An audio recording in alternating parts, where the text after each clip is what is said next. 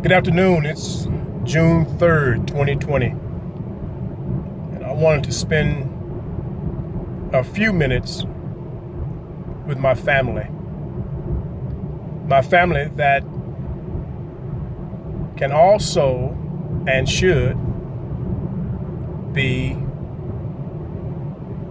referred to as members of Choctaw Nation. It's been said a multiplicity of times that we live in unprecedented times, and how apropos that we would be experiencing what we are experiencing in 2020.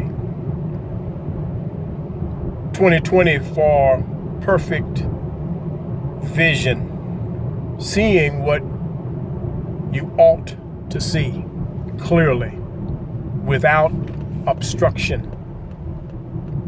And that certainly is where we find ourselves today. I want to share with you, as a senior in the family, a senior member of this awesome and incredible family. Let me begin with Hannibal Butler. Hannibal Butler, Uncle Emmanuel's great granddaddy. Hannibal Butler, you may remember, we found him getting off of a slave ship, the Port New Orleans. At the time, he was 17 years old. Hannibal Butler had been a previous, you could say, passenger. I could think of another word, being that he was a slave. He was on the manifest on two ships. The one that docked in the Port New Orleans was called the John C. Calhoun. That particular vessel had taken passengers, cargo, if you will, from another ship. That vessel was called the Baltimore. My research indicates that Hannibal likely was also a passenger on the slave ship that was called, believe it or not, the Hannibal. Our people are mixed, meaning you and I, people that look like us, folk who comprise members of our tribe, we come from a mixed group.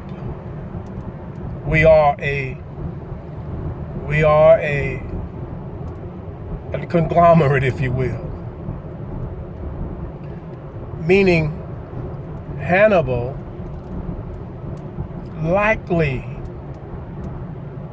is a member of the Bantu tribe there on the coast, of course, of West Africa. Imagine his being a 17-year-old boy. The record says he stood 5'7" in height. He finds himself on the shores of America, not far removed from having been called the United Colonies. He was introduced to America as a teenager. It is for sure that when he left again what was likely the Bantu people in West Africa, his name undoubtedly was not Hannibal Butler. However, that's our frame of reference. That's what we know today. I bring it up because in these unprecedented times, I think it's important that we as a people and we as a family remember from whence we came. We are the descendants of an African people, and we are descendants of a Native American people. We are a melting pot of difference and differences. In these times, it's easy, if you're not centered, if you're not clear, it's easy to lose our way. It's easy to be discombobulated with the peas, is what I call them. The peas in America. Those peas would be a pandemic, pandemonium, and a president who don't give a shit. I'm speaking to us because we need to be reminded, and if not reminded, then told. Because to remind would be to refresh, to come again, to see all over, to renew. It may be that we need to be reminded of who we are. And if not reminded, then to be told who we are. And who we are is a phenomenal people, an incredible family. I think that we have been guilty of having lost our way to a degree, and that's okay as long as we get ourselves on track. I mentioned Hannibal Butler because Hannibal was not born a slave. He was born free in Africa. He became, quote unquote, property to one John Pinchland, the father, the daddy of Peter Pinchland, who later became a chief in the Choctaw Nation. He was not born a slave, and yet, amongst the pandemonium of slavery and the pandemonium of injustice, the pandemonium of being property and forgotten, he yet produces in a strange land a family. Hannibal Butler became a husband and a daddy. His wife's name was Mary. Hannibal and Mary had a son whose name was Adolphus Butler. Adolphus Butler was born a slave. Adolphus Butler, the son of a slave. In our family lore, I truly admire both of these men. I admire them because in the midst of pandemonium and the epidemic of smallpox and a president who didn't give a shit, that would be Andrew Jackson, they yet found a way to thrive. Yes. Adolphus Butler was born a slave, and yet when he died, he left an estate that included the two things that were important for a man's success in the country at that time, and that was land and livestock. Can you imagine? He had the spirit, the drive, the determination, the clarity, and he assumed responsibility for himself with the realization, no doubt, that the cavalry was not coming. And if it did show up, it would be against him and not for him. There's a lesson to be learned in that statement. I'm saying to us, the cavalry is not coming. Our responsibility is to ourselves and to each other. And by no way does that suggest or infer isolation, segregation. We know all about that, don't we? When I first heard the terms social distancing, I laughed.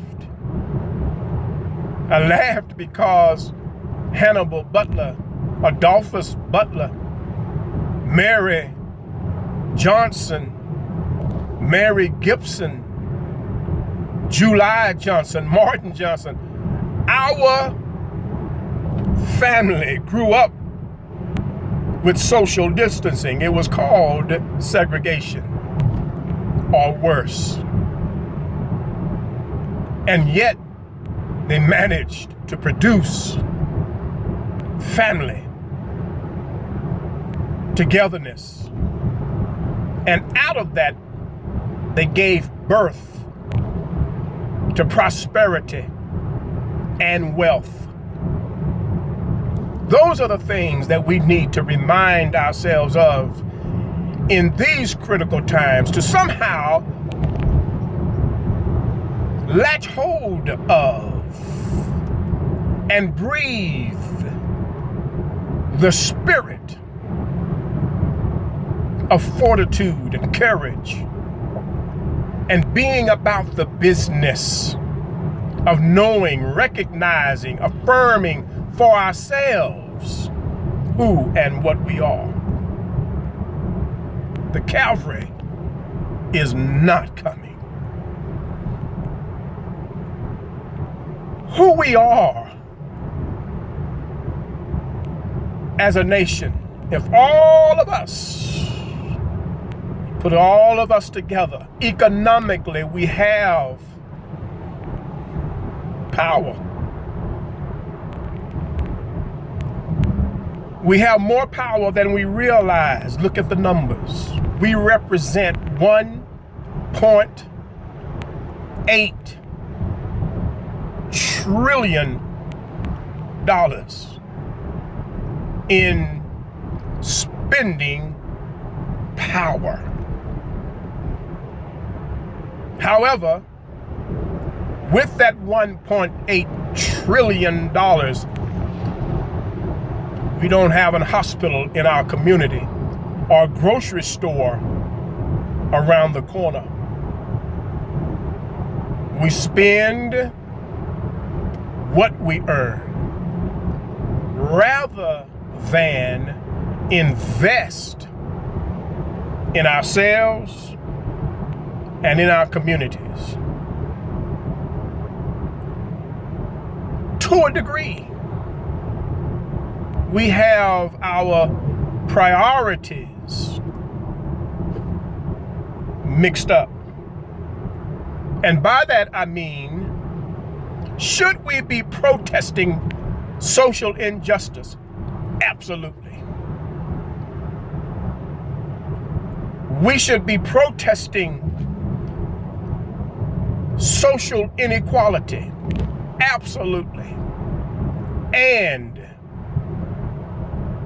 we should be taking responsibility for ourselves. The Calvary is not coming. The Calvary did not come to the aid of Hannibal Butler. They put him on one ship and then another ship. He was made the property of one man and then another man.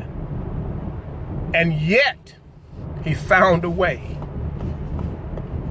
to create a family, produce sons and daughters.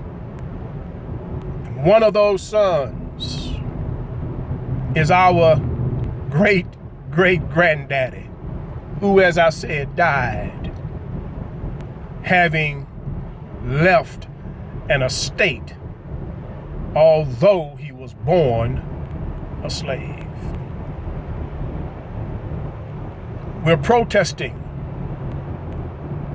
We're protesting not just the murder of George Floyd. Allow me, if you will, to wax poetic for a moment. America became the United States of America after having won the American Revolutionary War, having fought against the British and King George.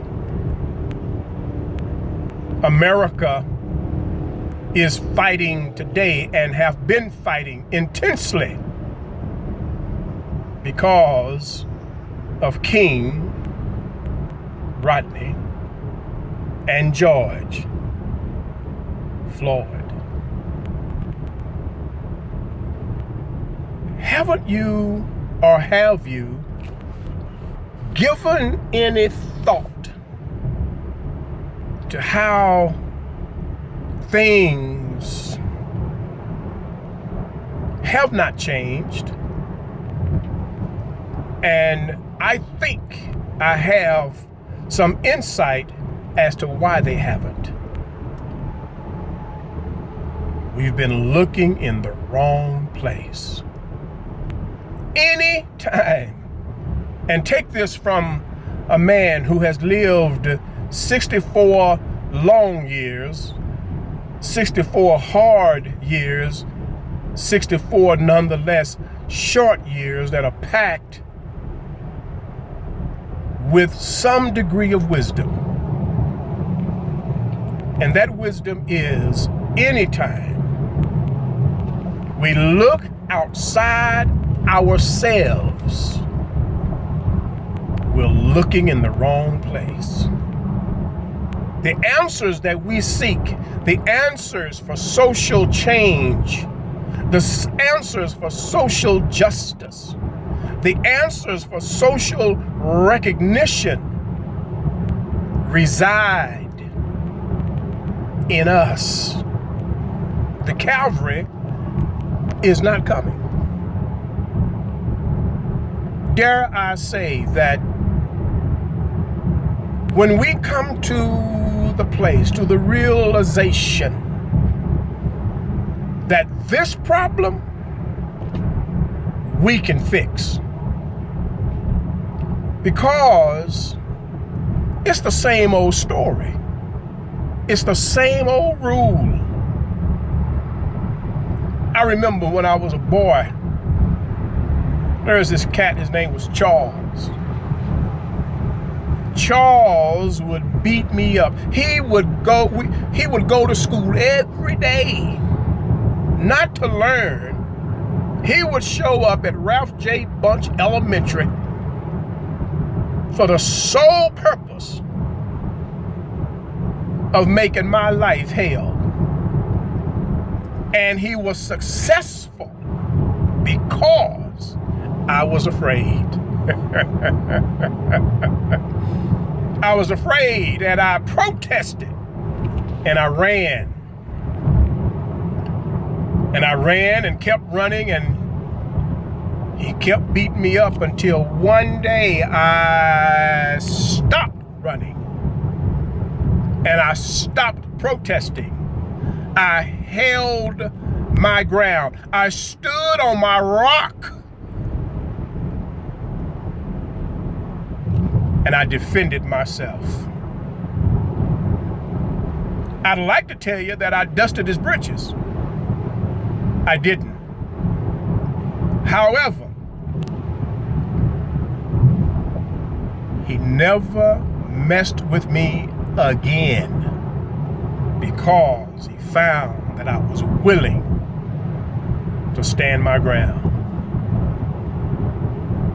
That's what I want to say to us. What would it look like for us to stand our ground? After the protest is over, after we're tired physically of yelling in the streets,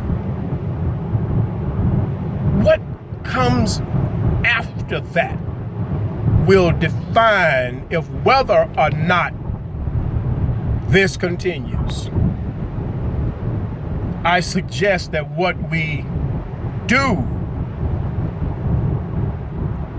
is count our cost and see our value and recognize that we are the one people in America that has not dealt with inequality. That's just speaking the truth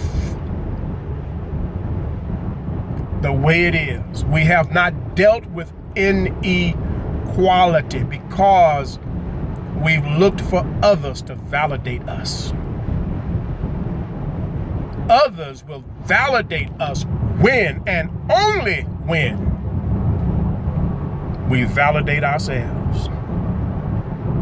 We validate ourselves by standing together, by realizing our worth and power, and operating from a place of wisdom and love. Have you thought about it? We are members of three nations. Three nations that don't recognize us. We're the descendants of Africa. We were born in America. We were enslaved in Indian territory. If anybody would be strong, if anybody would be resilient, if anybody would be courageous, if anybody would have fortitude, it would be us. And I believe that we do. Matter of fact, I know that we do. However, we want others to see it. What we must do is walk in it ourselves and give ourselves what we're asking others to give to us. Is it a right? Absolutely. And a responsibility. We will overcome when we see value in ourselves and put our minds to work in a way that would shock the world. Let's take our economic power, $1.8 trillion, and support each other. Let's have a bigger vision, a larger vision for ourselves, for our families, for our communities. Let's do the unexpected. Don't do the expected. Do the unexpected and watch and see the change that will come. And we will be different. We will be better, and we will be bigger. Those are the things that we're reaching for. I encourage us to reach inside ourselves. That's where the answers are. Peace.